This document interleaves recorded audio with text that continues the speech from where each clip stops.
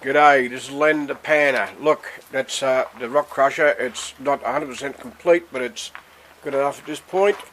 I do crush stone with it. I get quartz like this quartz here. I don't just pick up any quartz. I use a fine probe like the Falcon, and also the new Monster 1000 is also useful. Maybe not for a lot of other things, but useful for quartz. Now, I like to find quartz, okay? Done plenty of panning, done plenty of metal detecting, and I think that personally myself that I have a lot more luck in finding quartz, golden quartz. This piece here, come back from WA, and I will crush that and find out what I might get out of it. It did ring, it made a few noises, so I assume there's something in it. That's a bit more from WA. This really made a lot of noise, and going by the chap called Bob Tout, who'd been in the same area for more than 30 years, said they got over 80 ounces of gold out of one hole, and this is some of the stuff that come out of that hole. So I'm assuming there's going to be some colour in that. There's a bit more of it there. And a few other rocks which have a bit of a sound, and it's a bit laminated, a little bit different. And I think this has all come from WA too, but I do actually get rock locally, and this is some of it here which has sounds in it. Now, what I do when I get a sound in it, I crack it open, break it open a bit more because it's too big to fit in the rock crusher. It's got to be broken down about a quarter that size. Alright, so we want to get rid of that, so we'll use it by hand or use a sledgehammer, put a bit of hessian bag or something over it so it won't fly up and hit you in the face, and then we'll put it through the rock crusher. When I do, it comes out looking like this here. Right, so this lot here is basically full of sand, which is the leftovers when that's been crushed from the rock crusher, because you can't get it super fine. And when that gets like that, I don't throw none of it away, because we know there's going to be colour in there. Alright, so we'll put that in there, and I'll put a little bit of water in here. Alright, so we'll just see how coarse the sand is. You don't want to throw none of it away, believe me. So we're just going to pan this out and put it back straight where it come from. So it's a bit rough, but it's only showing you what's happening.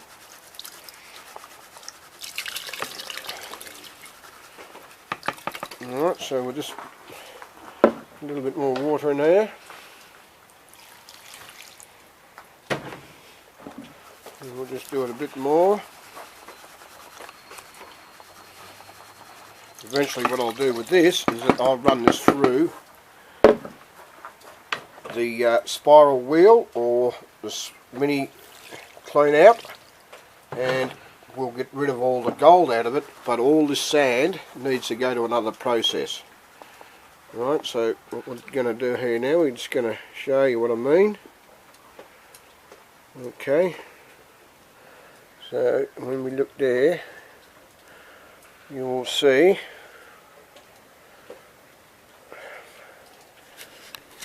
there's a fair bit of gold. You can see the gold there? It's there, that's gold. Right, so that's just, you can see it all the way through there, but there's lots and lots of very fine stuff. So that real fine stuff, also, there's some chunky pieces down there.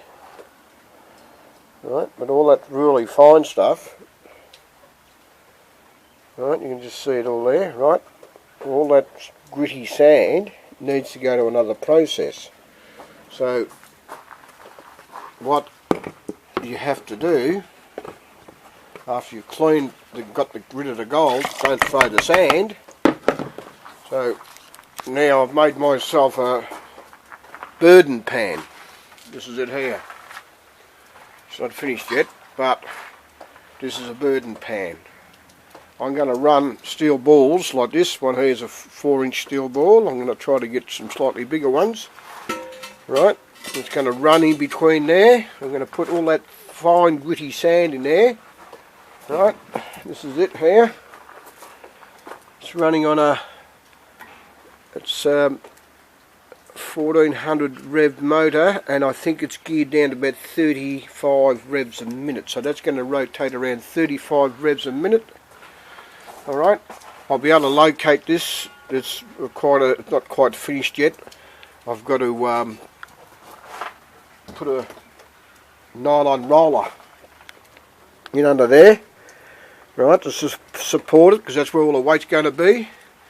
Alright, and also this has to be tilting, so I can tilt it up so the water can come out of it. So we want the water to rise over the top of it, come out, while the big steel rollers, I can run 4 or 5 balls on these if I need it. There's more there, a couple there. I brought them back from WA with me. Alright, so I've got a half a dozen of them if I need to run them, but we'll see how we go. The whole idea is to get that fine sand, what I've got there, it's quite coarse, sorry.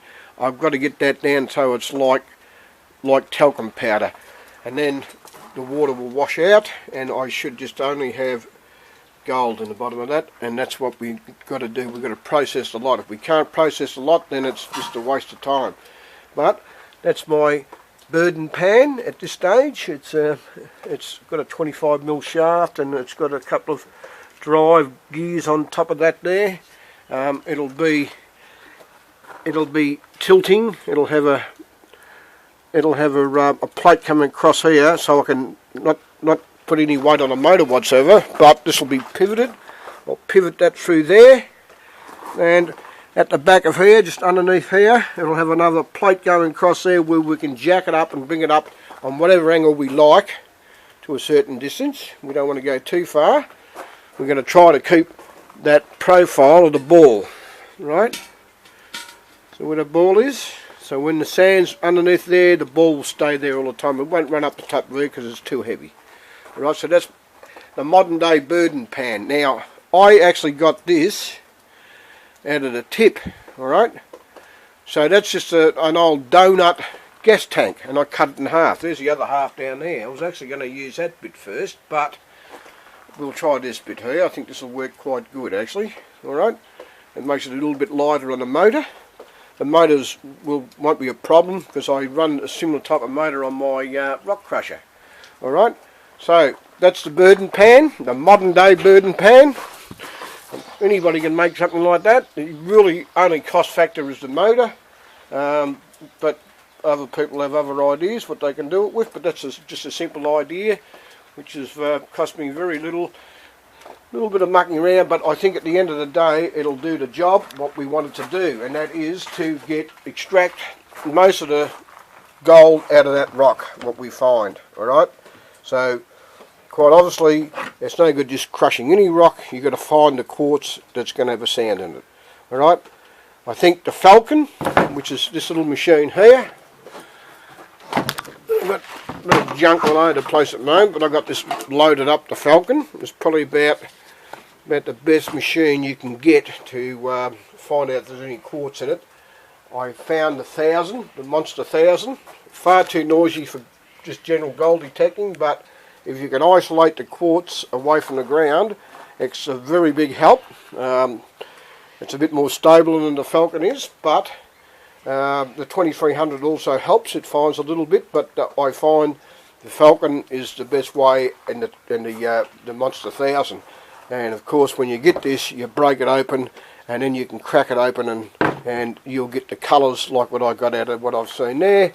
I don't know what I'm going to get out of there. I've got another bucket of it down there, but eventually it's got to be processed, and the best way to process it, I believe, is through the rock crusher and then through the Berdan Pan. And then after that, Bob's your uncle. Alright, so this is from Len, the panner. Till next time, we'll get that going. We'll get that little machine going. It'll be up and running. And once that gets up and running, I'm going to show you the whole full process. So out now, we'll catch you next time around.